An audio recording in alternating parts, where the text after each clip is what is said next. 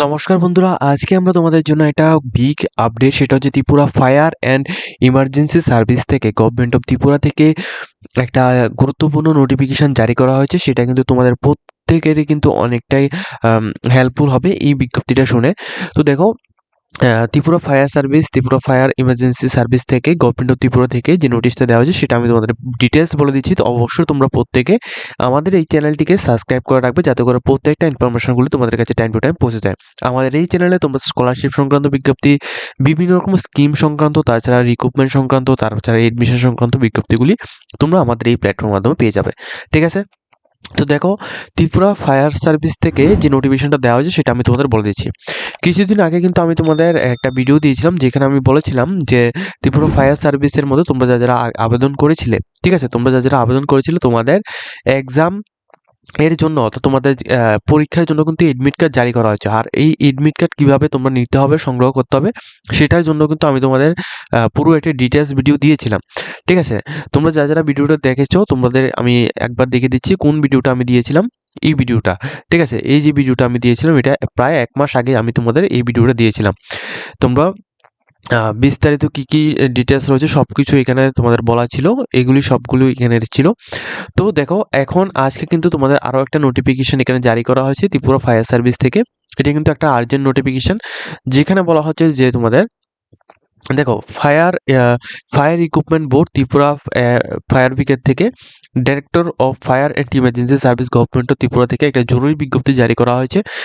এখানে বলা হয়েছে যে প্রথমত, এত দ্বারা 2025 অর্থবর্ষে যারা পরীক্ষার্থী রয়েছে, তোমরা অবগত, তোমরা কিন্তু সবাই জানো যে তোমাদের আগামী 14ই ডিসেম্বর, ঠিক আছে, 14ই ডিসেম্বর 2025 রবিবার সকাল 11টায় তোমাদের পরীক্ষা শুরু হবে।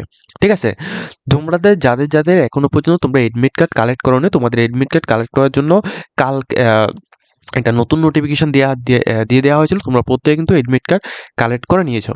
এখন তোমাদের যেটা বলা হচ্ছে 14ই ডিসেম্বর, তোমাদের 2025 14ই ডিসেম্বর সকাল 11টা থেকে তোমাদের পরীক্ষা শুরু হবে। তো যে সকল পরীক্ষার্থীরা তোমরা এখানে পরীক্ষা দেবে, তোমরা কিন্তু সকাল 9:30টার মধ্যে অবশ্যই পরীক্ষা কেন্দ্রে উপস্থিত থাকতে হবে, এবং নিয়মিত নিয়মিত তোমাদের নির্ধারণ পরীক্ষা হল অনুসারে তোমরা সেখানে গ্রহণ করবে। ঠিক আছে, অর্থাৎ তোমরা তোমাদের যে হল নাম্বার রয়েছে, হল নাম্বার এখানে দেওয়া হবে, ওই হল নাম্বার অ্যাকর্ডিং, এবং 9:30টার মধ্যে, অর্থাৎ 9:30-এর মধ্যে তোমরা পরীক্ষা কেন্দ্রে উপস্থিত থাকতে হবে। এরপর সকাল 10:30 অর্থাৎ 10:30 পর কোনো পরীক্ষার্থীকে কিন্তু অবশ্যই এই পরীক্ষা কেন্দ্রের ভিতরে প্রবেশ করার জন্য দেওয়া হবে না। তো যারা সেখানে পরীক্ষা দেওয়ার জন্য যাবে, অবশ্যই কিন্তু সকাল 9:30টার মধ্যে তোমরা পরীক্ষা কেন্দ্রে উপস্থিত থাকবে। সকাল 10:30টার আগে তোমাদের সেখানে গিয়ে পৌঁছতে হবে। আর সকাল 10:30টার পরে কিন্তু কোনো রকম পরীক্ষার্থীকে সেখানে ভিতরে কিন্তু ঢোকার জন্য দেওয়া হবে না। ঠিক আছে, আমরা কিন্তু অনেক পরীক্ষার্থীকে দেখেছি যে নির্দিষ্ট টাইমের মধ্যে না আসার কারণে এখানে পরীক্ষা দিতে পারছে না, এমন কিন্তু অনেক দেখেছি। কিন্তু তোমাদের এইখানে কিন্তু আগেই তোমাদের এখানে জানিয়ে দেওয়া হয়েছে। ঠিক আছে, তো এখানে বলা হচ্ছে তোমাদের যারা দেরি না করে, কিন্তু তোমাদের যারা আবেদন করছো, তোমরা নির্ধারিত টাইমের মধ্যে এই পরীক্ষা কেন্দ্রে আসার জন্য এখানে অনুরোধ করা হচ্ছে। ঠিক আছে, আর এখানে নিচে কি বলা হয়েছে দেখো, পরীক্ষা কেন্দ্রে প্রবেশের জন্য, ঠিক আছে, পরীক্ষা কেন্দ্রে এখানে কি লাগবে, তোমাদের অবশ্যই এডমিট কার্ড লাগবে। যারা এডমিট কার্ড এখনো পর্যন্ত সংগ্রহ করে, তোমরা কিন্তু নির্ধারিত সময়ের মধ্যে অবশ্যই প্রত্যেকে এডমিট কার্ড এখানে তোমরা কিন্তু প্রত্যেকে এডমিট কার্ড সংগ্রহ করে নেবে। ঠিক আছে, আর এডমিট কার্ড তোমাদের ম্যান্ডেটরি রয়েছে। এর সাথে তোমাদের একটা পরিচয়পত্র, যেমন তোমাদের ভোটার আইডি কার্ড যদি থাকে তাহলে সেটা, বা আধার কার্ড থাকলে সেটা, বা প্যান কার্ড থাকলে সেটা, বা পাসপোর্ট থাকলে সেটা, যে কোনো একটা। তোমাদের এমন নয় যে তোমাদের ভোটার আইডি কার্ড, আধার কার্ড সবগুলো নিয়ে যেতে হবে, যে কোনো একটা অরিজিনাল ডকুমেন্টস তোমাদের নিয়ে যেতে হবে, প্লাস তোমাদের এডমিট কার্ড নিয়ে যেতে হবে। তাছাড়া এখানে যে কী বলা হচ্ছে, কালো বল পেন বা কলম নিয়ে পরীক্ষা কেন্দ্রে প্রবেশ করতে পারবে না। অর্থাৎ কোনো রকম এখানে বল পেন নিয়ে তোমাদের সেখানে প্রবেশ করতে পারবে না। তাছাড়া এখানে অন্যান্য কি জিনিস, যেমন স্মার্ট ওয়াচ, তারপর ব্যাগ, মোবাইল ফোন, অন্যান্য বিভিন্ন বৈদ্যুতিক যন্ত্রপাতি, অন্যান্য বিভিন্ন রকমের সরঞ্জাম যেগুলি রয়েছে, ওইগুলিকে নিয়ে কিন্তু তুমি পরীক্ষা কেন্দ্রে সেখানে যেতে পারবে না। ঠিক আছে, তো তোমরা যারাই সেখানে পরীক্ষার জন্য যাবে, তোমরা কিন্তু প্রত্যেকেই এই সমস্ত নির্দেশিকাগুলি মেনে চলবে। তোমরা যদি এখানে ব্যাগ বা স্মার্টফোন সবকিছুই কিন্তু তোমরা অবশ্যই প্রত্যেকে নিয়ে যাবে, কিন্তু এগুলি কিন্তু তোমরা যে কোনো একটা সংরক্ষিত স্থানের মধ্যে তোমরা সেটাকে রেখে তারপরে কিন্তু পরীক্ষা কেন্দ্রের মধ্যে তোমরা পৌঁছবে। পরীক্ষা কেন্দ্রের মধ্যে কোনো রকম শুধুমাত্র তোমাদের যে কোনো একটা আইডেন্টিফিকেশন কার্ড এবং তোমাদের এডমিট কার্ড ছাড়া অন্য কোনো কিছু তোমাদের নিয়ে যেতে হবে না। আদার্স যদি কোনো কিছু দরকার হয় সেটা কিন্তু পরীক্ষা কেন্দ্রের যারা এমপ্লয়ি রয়েছে তারা কিন্তু তোমাদের দিয়ে দেবে, ঠিক আছে? তাছাড়া এখানে তোমাদের বলা হচ্ছে যে তোমরা যারা এখানে পরীক্ষার্থীর জন্য যাবে তোমরা প্রত্যেকে কিন্তু কোনো কিছু এখানে যেমন বিভিন্ন রকমের যেমন মেয়েদের ক্ষেত্রে বিভিন্ন রকমের পায়ের মধ্যে যে কোনো কিছু বা হাতের মধ্যে যে কোনো কিছু বা গলার মধ্যে যে কোনো কিছু যদি থাকে তাহলে সেগুলিকে কিন্তু তোমরা প্রথমেই সেগুলিকে তোমরা রিমুভ করবে, ঠিক আছে? তারপর এখানে আরও অনেক কিছু রয়েছে যেগুলি কিন্তু তোমাদের রিমুভ করতে হবে।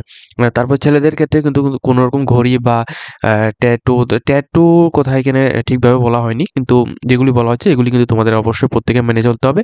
তাছাড়া যেটা বলা হয়েছে তোমাদের কোনো রকম যদি সন্দেহবাজ যদি কোনো বস্তু যদি এখানে দেখা যায় বা সন্দেহবাজ কোনো ব্যক্তিকে যদি সেখানে দেখা যায় তাহলে সেটাকে কিন্তু পরীক্ষা কেন্দ্রের মধ্যে গ্রহণ করা দেওয়া যাবে না, ঠিক আছে? সেটাও কিন্তু এখানে বলা হচ্ছে।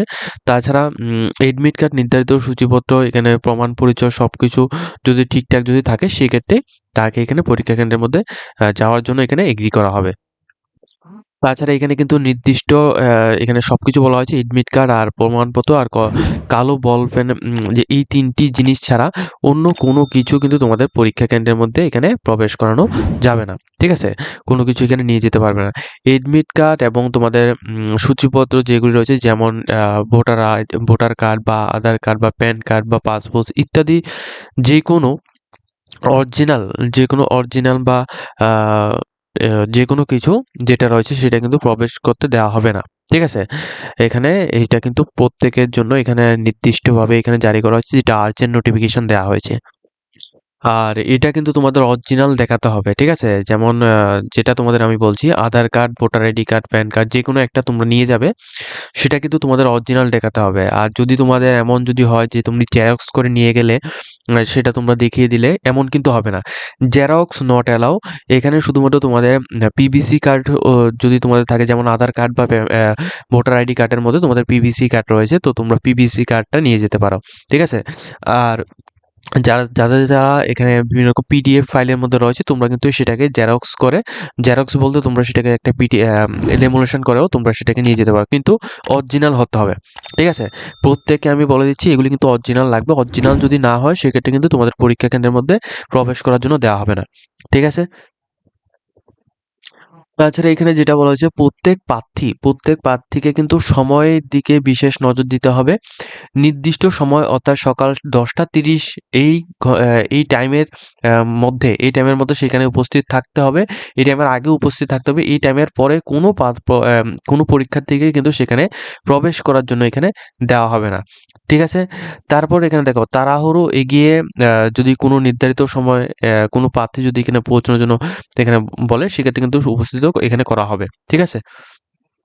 তাছাড়া এখানে এটাও বলা হচ্ছে যে তোমরা যারা এখানে পরীক্ষা দেবে, তোমাদের পরীক্ষা শেষ হওয়ার পর তোমাদের আবার কিন্তু তল্লাশি করা হবে। এই তল্লাশি করার পর, ঠিক আছে? তল্লাশি করার পর কেবলমাত্র যাদের এখানে তল্লাশি করা হবে তোমাদের পরীক্ষা শেষ হওয়ার পর যখন এক্সামিনার এবং যেখানে এমপ্লয়ার রয়েছে তারা যখন এখানে যাওয়ার জন্য বলবে, এরপরই কিন্তু তোমরা সেখান থেকে অনুমতি নিয়ে তোমরা এখানে যেতে পারবে।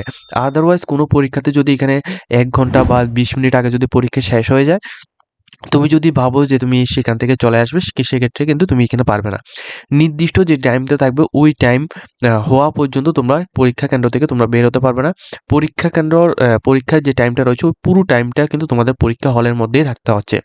প্রত্যেক ক্যান্ডিডেট যখন সেখান থেকে বের হবে তখনই কিন্তু তোমাদের সেখান থেকে বের হয়ে তারপর কিন্তু তোমাদের তল্লাশি করা হবে। তল্লাশি করার পর তোমাদের অনুমতি দেওয়া হবে, তোমাদের পরীক্ষাটা ক্লোজ হয়েছে। ঠিক আছে? তো নির্দিষ্ট যে এখানে গাইডলাইন্সগুলি দিয়েছে এই গাইডলাইন্সগুলি মেনেই কিন্তু তোমরা প্রত্যেকে পরীক্ষার জন্য তোমরা এখানে যাবে, ঠিক আছে?